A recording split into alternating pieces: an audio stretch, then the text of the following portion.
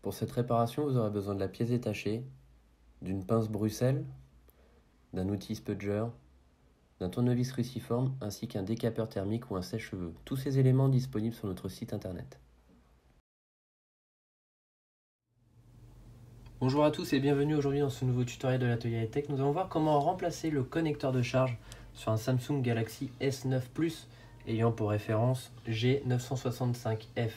Pièce 100% d'origine que vous retrouverez sur notre site internet www.atelierhightech.com ainsi que les outils d'aide au démontage.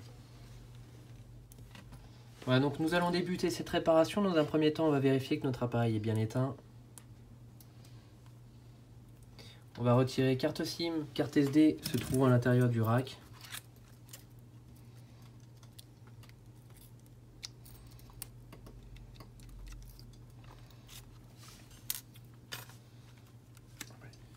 Et on va procéder au décollage de la vitre arrière de notre appareil. Donc pour cela, on va avoir deux méthodes. On peut utiliser un iSesamo ou un iFlex que vous retrouverez sur notre site internet. Le problème, c'est que vous risquez d'endommager la peinture de la vitre arrière. Le plus facile pour vous, c'est d'utiliser un morceau de radio que l'on a tout chez nous. C'est économique et assez performant pour la réalisation de cette réparation. On va utiliser également un décapeur thermique ou un sèche-cheveux à une température grand maximum de 83 degrés et chauffer en périphérie de notre appareil pour décoller et dissoudre le joint qui se trouve en dessous. Voilà, donc on va tout d'abord commencer à chauffer dans l'angle en bas à droite.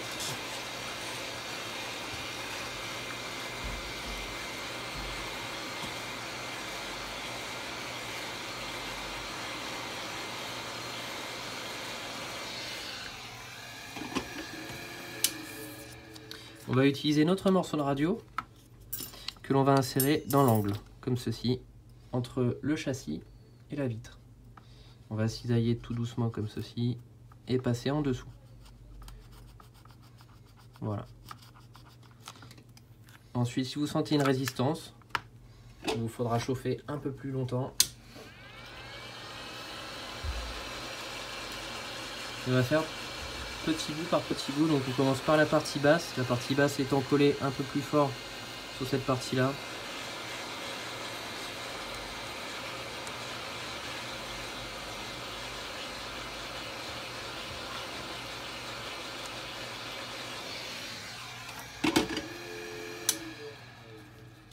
On continue à cisailler avec notre morceau de radio. Donc on peut également utiliser une carte de crédit ou une carte de fidélité comme on peut voir dans d'autres tutos. Le souci c'est que c'est un peu trop épais et vous risquez d'endommager votre appareil. Voilà, donc là on a décollé une partie. On va continuer sur la partie où on retrouve le bouton power.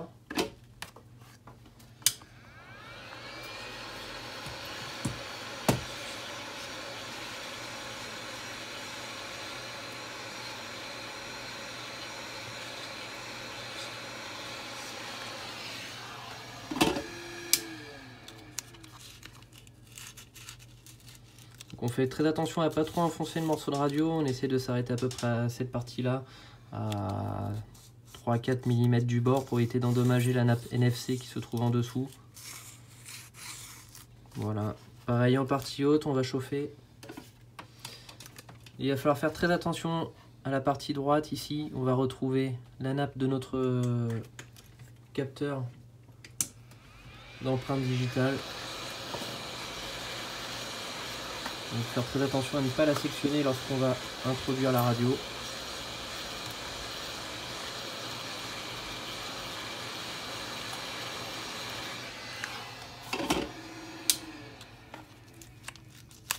Voilà, on poursuit avec notre morceau. Voilà, et à partir de là, on fait très attention.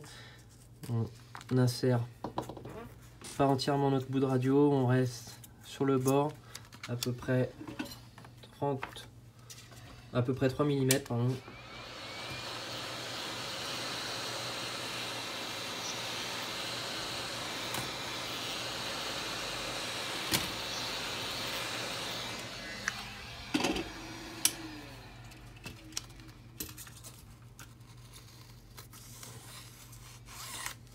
Voilà. On va ensuite soulever très légèrement, ouvrir notre appareil en portefeuille comme ceci et accéder maintenant à la nappe de notre empreinte digitale qui se trouve au bout, voilà, que l'on déconnecte comme ceci. Et on vient ouvrir la vitre arrière en portefeuille comme ceci. Voilà, donc on a extrait notre vitre arrière.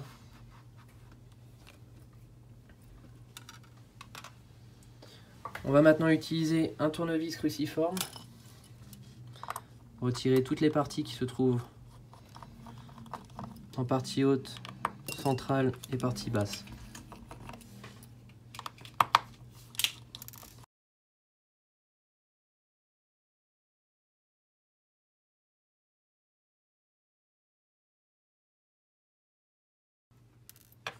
Voilà. On va maintenant retirer donc la partie haute et la partie basse.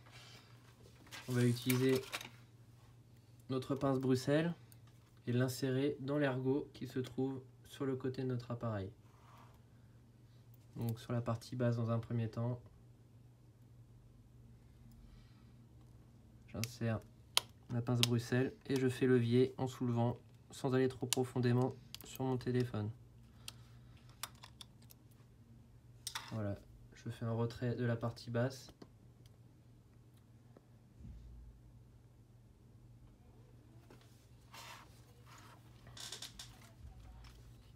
Je décolle très légèrement le NFC sur les côtés sans trop tirer dessus. Et je vais également, voilà, comme ceci. Et on retire la partie plastique. De suite, on va débrancher la carte mère. On va débrancher la batterie avec notre spudger comme ceci et faire levier et déconnecter. On peut maintenant remplacer notre pièce.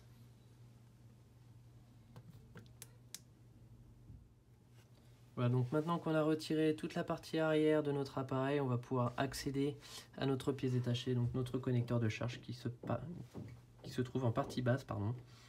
Pour cela, il va falloir retirer toute la carte mère, c'est-à-dire toute la platine verte que vous retrouverez en partie haute, partie latérale, pour ensuite accéder à notre connecteur.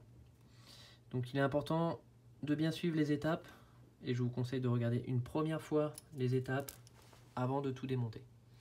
On va tout d'abord commencer par retirer la vis qui se trouve en haut à droite de notre carte mère.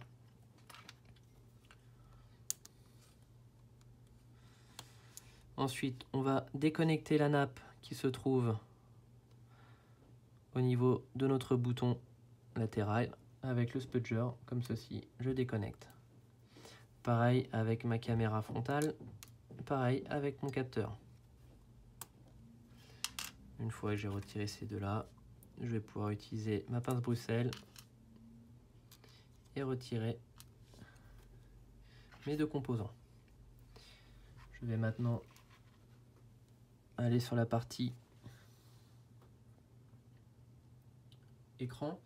Donc attention à cette partie qui est extrêmement fragile. Ici vous avez des petits composants qui se trouvent là en dessous du connecteur. Je vous conseille de déconnecter sur cette partie là ici et faire levier comme ceci. Ça vous évite d'endommager les composants qui se trouvent sur les côtés.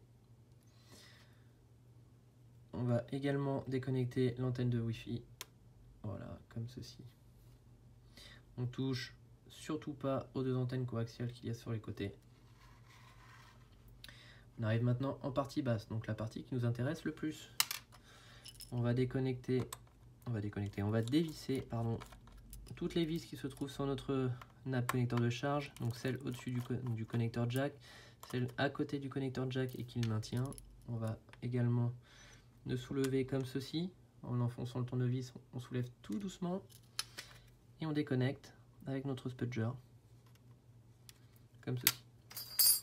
On retire maintenant notre jack. On poursuit, on enlève les vis qu'il y a de chaque côté de notre connecteur USB-C.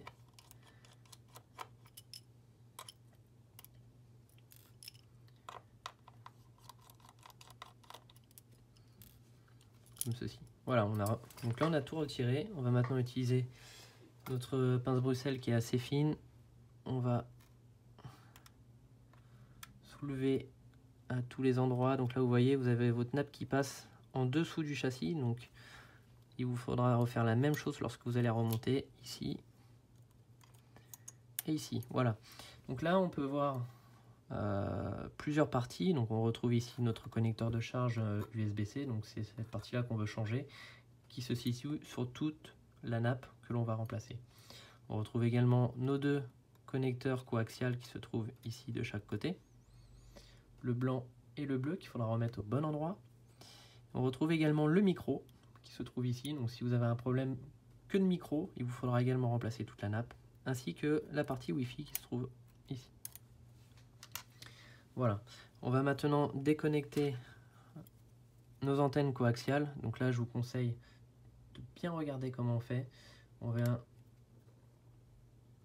poser notre spudger à côté et soulever, déconnecter notre coaxial sur la partie dorée et pas sur la partie blanche pour éviter d'endommager notre coaxial qui est extrêmement fragile et qui coûte très cher à l'achat. Voilà, je soulève également de mon support ici, également ici, et je fais pareil avec le bleu. Donc les antennes se remplacent bien sûr, mais elles coûtent très cher. Pareil ici. Et la même chose pour le blanc. Voilà. Je soulève très légèrement, tout doucement. Voilà, donc là on a retiré nos deux coaxiales. On va maintenant passer sur la partie haute et maintenant extraire toute notre carte mère avec notre spudger. On vient passer le spudger juste en dessous de l'endroit où on se situe notre appareil photo avant. Je soulève, je fais attention à la nappe de ma batterie, je soulève. Là vous allez voir, vous avez tout le bloc qui va venir en même temps. Je décolle la nappe de ma Wi-Fi qui se trouve sur le côté. Je soulève toujours tout doucement. Je passe mon spudger en dessous de la nappe en bas ici et je fais levier tout en vrillant mon spudger comme ceci. Et là vous allez voir, vous avez tout qui va se retirer en un seul bloc. C'est génial. Voilà. Et là on a retiré la carte mère et la nappe jack. Une fois qu'on a fait ça, on va pouvoir déconnecter notre nappe connecteur de charge qui se situe à cet endroit. Je vais passer sur le côté avec mon spudger, surtout pas sur ce côté là qui est bourré de composants pour éviter de les endommager, mais vraiment sur le côté comme ceci. Je vrille et je retire mon connecteur. Voilà. Et donc là ce qui est important de savoir, c'est que je laisse mes deux coaxiales de connecter à la carte mère. Ça va m'éviter plusieurs manipulations. Voilà, je prends ma nouvelle pièce donc, que vous retrouverez sur notre site internet www.atelierhightech.com. Donc pièce soit d'origine ou générique pour celle-ci.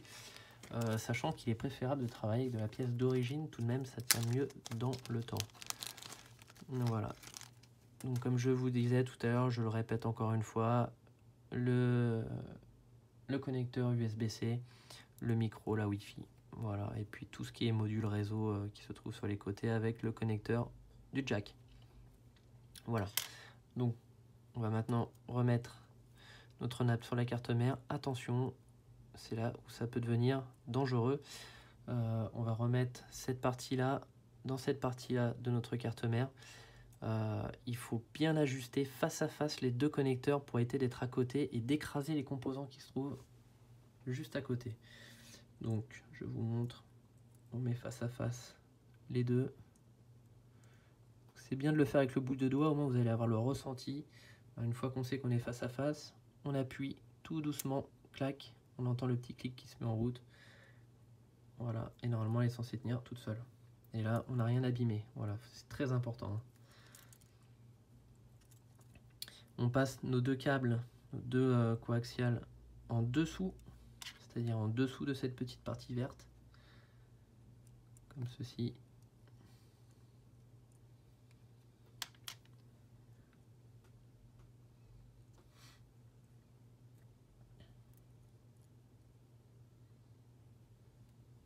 Et on va maintenant replacer donc notre carte mère et notre nappe sur notre châssis. Donc on reprend le même sens que tout à l'heure, mais à l'inverse.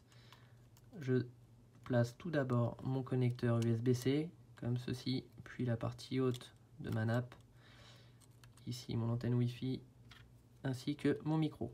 Voilà, tout est positionné. Je positionne l'antenne Wi-Fi sur le côté.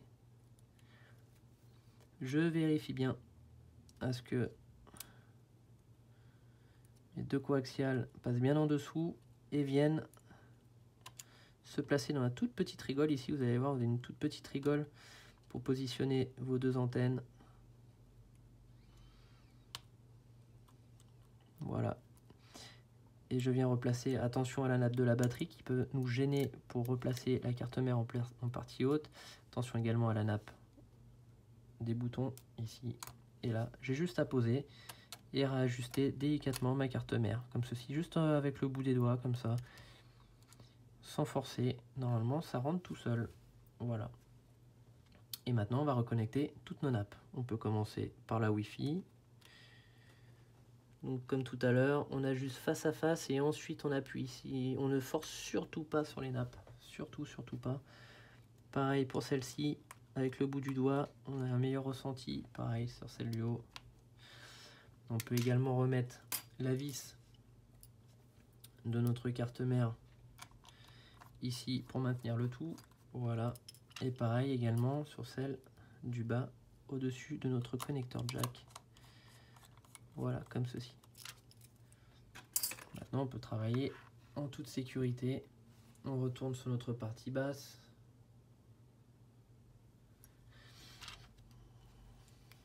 On va tout d'abord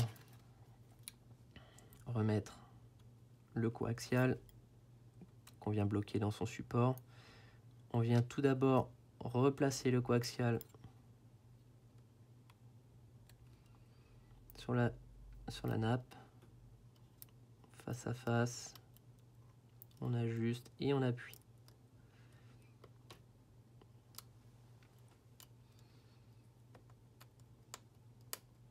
Voilà, puis on vient insérer sur nos petits supports dédiés à cela. Pareil avec le bleu, tout d'abord je connecte.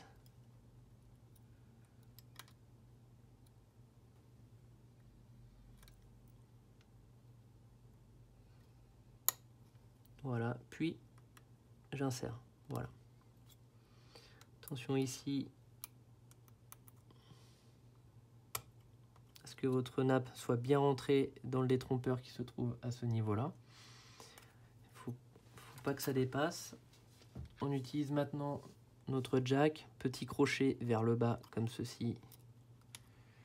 Je maintiens avec le bout du doigt et je vais tout de suite remettre la vis qui se trouve à ma droite. Voilà, comme ceci. Et je vais maintenant utiliser mon spudger, parce que j'ai des gros doigts, pour remettre le connecteur. Je remets également la vis à gauche de mon connecteur, celle de droite, puis celle qui relie mon antenne Wi-Fi.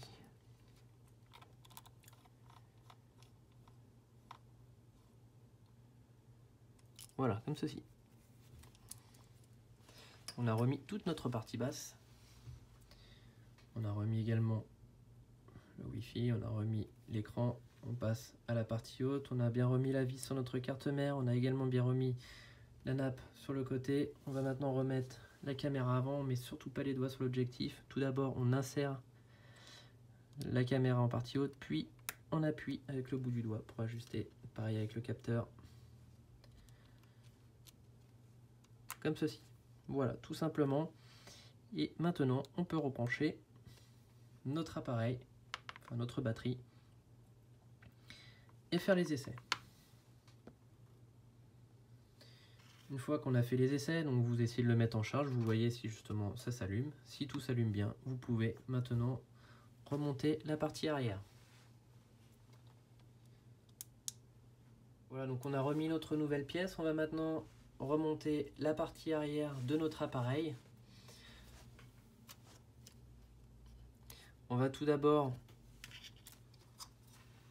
insérer la partie basse. Donc on va insérer cette partie-là en premier, comme ceci. J'ajuste et j'appuie. Donc voilà, là où il faut bien vérifier, c'est ce que je vous disais tout à l'heure, si les nappes sont mal remises, en dessous, vous pouvez avoir une légère déformation. Donc on regarde bien que notre plaque ne soit pas déformée. On va pouvoir mettre une première vis en bas à gauche.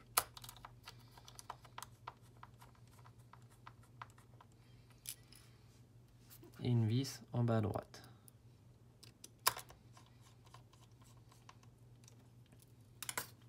On vérifie qu'on a bien rebranché notre batterie également. Et on va maintenant insérer la partie du haut et latéral.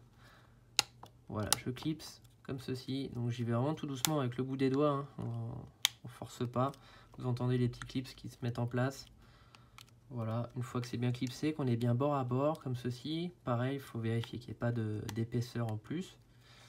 On peut maintenant remettre toutes les vis sur la surface de notre appareil.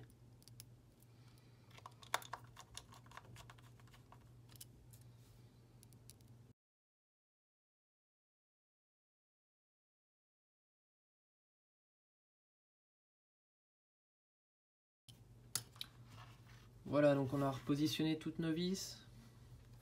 On vérifie une dernière fois qu'il n'y ait pas une surépaisseur qui peut endommager la vitre arrière. Et je vais maintenant remettre ma vitre arrière. Pour cela, il va y avoir deux techniques différentes. Alors, vous avez le choix. Si vous avez bien travaillé au début, normalement, vous avez le joint blanc qui est resté sur la vitre arrière et qui va être réutilisable. Voilà, on fait attention aux petites boulettes qu'on puisse former sur la vitre. Voilà, donc ça c'est réutilisable. Si ça n'a pas séché trop longtemps, il ne faut pas que ça ait séché plus d'une heure et demie à l'extérieur. Voilà, vous pouvez remettre cette partie-là, à savoir que vous avez perdu l'étanchéité de votre appareil tout de même. Il faudra éviter de le mettre dans l'eau, c'est un IP68, mais c'est un peu relatif comme étanchéité. Vaut mieux éviter de le mettre ou de l'immerger entièrement. Donc on peut soit remettre directement comme ceci, chauffer très légèrement autour, mettre des élastiques pour maintenir l'arrière, ou bien deuxième technique, vous pouvez rajouter de la colle B7000 sur le contour de l'appareil, c'est-à-dire ajouter un liseré tout autour de B7000 et ça va renforcer l'étanchéité de votre appareil. Alors je ne peux pas vous certifier à 100% que votre appareil sera étanche, mais en tous les cas, ce que je sais, c'est que vous aurez plus d'étanchéité à faire ça. Donc colle B7000, un liseré tout autour, on vient mettre le capteur sur la carte mère, on plaque notre écran et on met un élastique ici, un élastique là et deux élastiques dans le sens de la hauteur. Et là, vous laissez sécher à peu près pendant 1 heure. Voilà, donc moi je vais prendre la solution de juste poser ma vitre arrière. Donc tout d'abord, je vais connecter mon capteur d'empreinte digitale à ma carte mère. Donc c'est vraiment un peu plus technique. Il faut trouver... Non, c'est même pas technique, hein, c'est juste qu'il faut être patient. Après tout ce que vous avez dû faire derrière, je pense que c'est pas le plus compliqué, mais il faut vraiment être patient. Voilà. Il faut trouver la bonne hauteur pour pouvoir le connecter.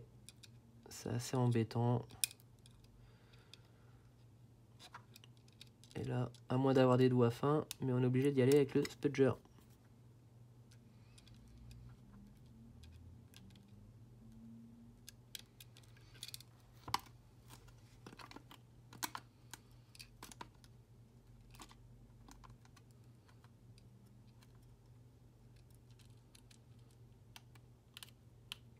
Rassurez-vous, la nappe est beaucoup plus longue que sur le S8, donc qui dit plus longue dit plus simple à remettre.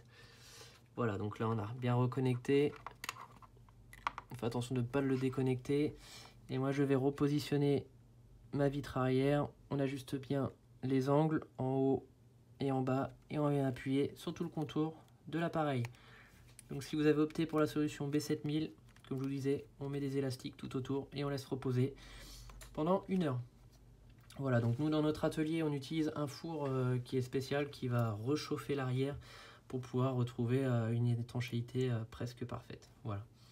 Si vous avez des questions sur la réparation, n'hésitez pas à nous contacter via notre formulaire de contact www.atelierhightech.com ou vous pouvez nous contacter via le numéro de téléphone qui s'affiche en dessous de la vidéo. A très bientôt dans un nouveau tutoriel de l'atelier high-tech et soyez patients. A très bientôt.